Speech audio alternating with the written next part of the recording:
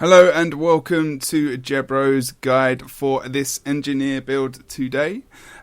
Just letting you know about this engineer build, it is pretty much a bunker Engie build, which is very lovely indeed. It's something that I've been playing around with for a while now, before the 10th of December patch that came in, but now is also available to in this one as well. I haven't changed it much since the 10th of December, so I'm just going to go through it very quickly. I'm going to post this spec, and I'm streaming some game footage as well, just as I'm doing it. So I'm just going to go through it very, very quickly for you guys here. So it is indeed the Engie spec. I've gone through it. This spec is a power-based spec, so I did post a condition damage-based spec recently as well, which just I still kind of play around with, but this is very much my fun. It's kind of a bit trolly, but it's very, very good. I basically, a lot of people started playing Decapper specs, and I think power is the best, because I think you get the best damage from it as well. As you can see, I've got just under 3k attack there. It's 1.7k-ish power, and 900 precision. So I know the crit damage ain't up that much, but that's not what it's about. It's all about decapping the point and possibly getting onto the enemy's close point as soon as you possibly can, and just holding them up really, really for a long time. And it's been working so well recently, so especially last night, which is why I'm going to post this now. So basically, I'm just going to go over the traits very quickly, because the runes directly affects the traits, or vice versa. So I've gone 0, 0, 30, 30, 10. So this spec is very much, you can play this in different ways. I'll go for it, and then I'll say the variations of which you could possibly go by. Also, if you have suggestions, that can work as well, and just put them in the comments below in YouTube, or also in the forums where this is going to be posted, also on Reddit as well. So the first trait, basically in inventions, I've gone 30.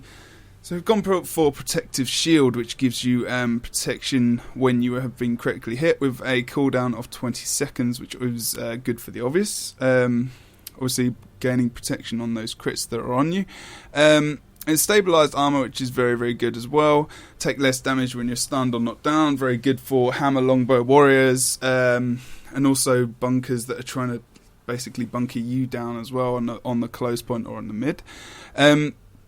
Also, bomb explosions heal allies. Now, I'm using a bomb kit, so obviously any heals, any bombs I'm putting down are giving heals as well. I've also got some different runes and bits and pieces which improve my healing. So at the moment, the base on that is 354 per bomb. So that's very, very, very good. That includes the big old bomb there.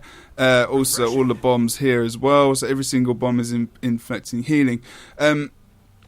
Some would say it might be worth going 5 in explosives, just because when you dodge, you get that extra bomb for some extra healing as well.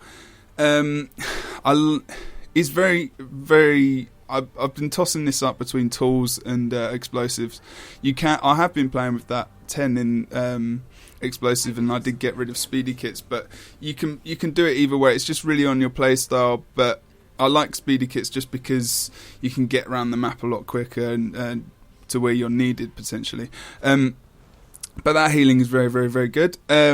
Also, you do see that the minor traits here, the performance enhancement is good. The gain power based on the healing attribute, which I've got a lot of. All heal skills recharge when you are struck below the health threshold of 25%, which is very, very nice as well. Also gain regeneration while below 25% as well. So the regen's really, really nice as well. So alchemy, we've gone 30 points into as well. Gone for protection injection, so even more protection with a 5-second cooldown. I think is really so good, even if you're a DPS. A lot of guys run this when they're running kind of a Teldo-y, runny shield pistol spec. With grenades, speedy kits as well. It is very, very nice. I love that trait. I think I use it in every single Engie spec I've got. then there's a lot of different mixes. The transmute's really nice. The conditions turning into boons. Now that happens quite a lot. I do notice I do get quite a lot of boons coming on instead of the conditions as well. Backpack regenerator. Now this is instead of a few different traits, such as the deadly mixture, which you could go for. You could also go for deadly mixture, pretty much. I was using that, playing around with that. Self-regulating defenses is what I used before, but if I'm on a point, I don't want to be constantly going into Elixir S, because obviously you do not cap points when you're in Elixir X, because you're invulnerable, and invulnerable skills like that, which do not actually count towards capping a point. You actually get points capped against you. So for this spec, I feel that the protection... not protection injection, sorry. Backpack regenerator is actually a lot stronger, especially since I've got 3 kits and I'm barely using my rifle at all. So obviously when you deal extra damage with every bone on you, bonus damage is always very useful.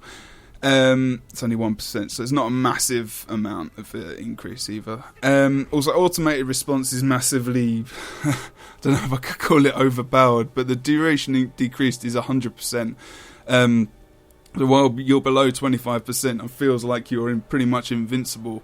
You've got the decreased condition duration. You've got so much stuff. You've got the regen. You've got the less damage below 20%.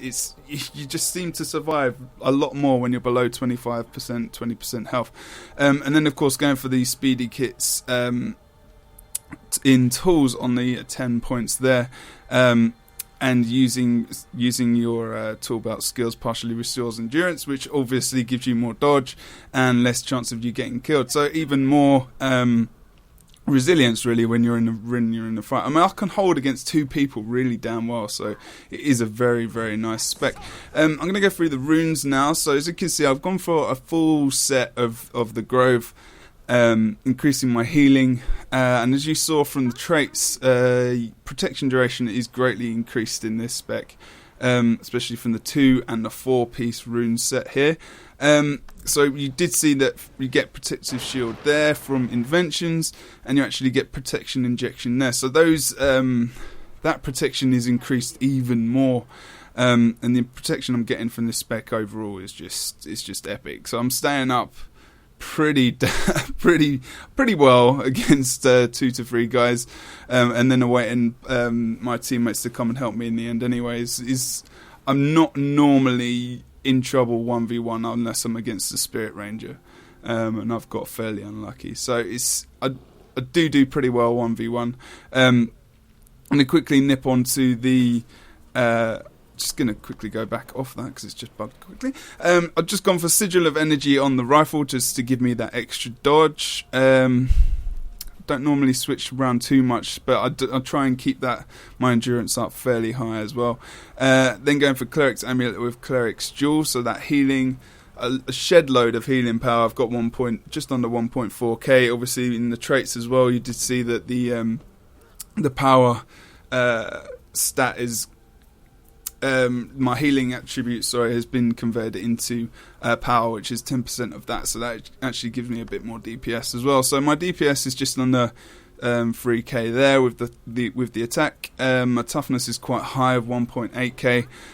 Vitality could be maybe higher, but I don't really need it to be. Boon duration is pretty damn good as well. But this spec is so much fun. It's unbelievable, and the amount of people they really don't like you because they cannot actually get you off their point. So many skills. I mean, for example, I will run to the enemy close point, and I will try and get on the point as soon as possible. If I can't, I'll pop. If they're already on the point, I'll pop my magnet, pull them off the point. I'll either use a bomb to knock them back even further, or I'll actually go into the rifle and I'll use my net shot and then knock them even further away, then probably popping up supply crate which pops another net on them and just completely CCing them out the point. And I will sometimes even cap that point, but if I can't get them off the point and they've got stability, I'll wait for that to run off, and I'll often pop my pop my my flamethrower, and I'll use air blast to get them off the point there as well. There's so many knockback skills on this. It's just, you know, you've got the big old bomb as well. You can even go into more traits. There's the accelerant packed turrets. They explode and push back foes. I mean, you could go there as well in explosives, and you'll be getting that extra dodge bomb, which is very, very nice for healing as well. Yeah, I mean, it's a really good spec. I'd like to know if anyone thinks they've got anything which could help or which could be better. I've not got any stability, unfortunately, in this spec, but I don't feel I need it just because I'm staying on the point so well, and I'm getting more cap points than they are all the time.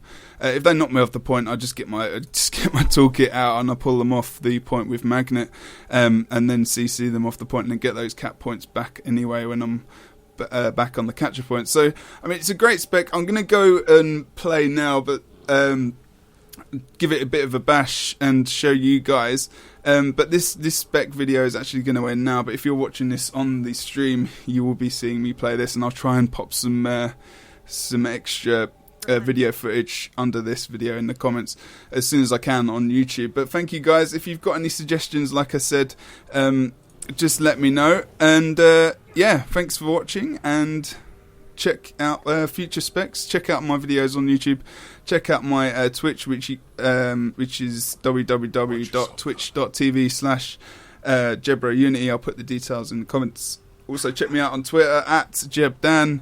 Thank you guys, and yeah, see you later.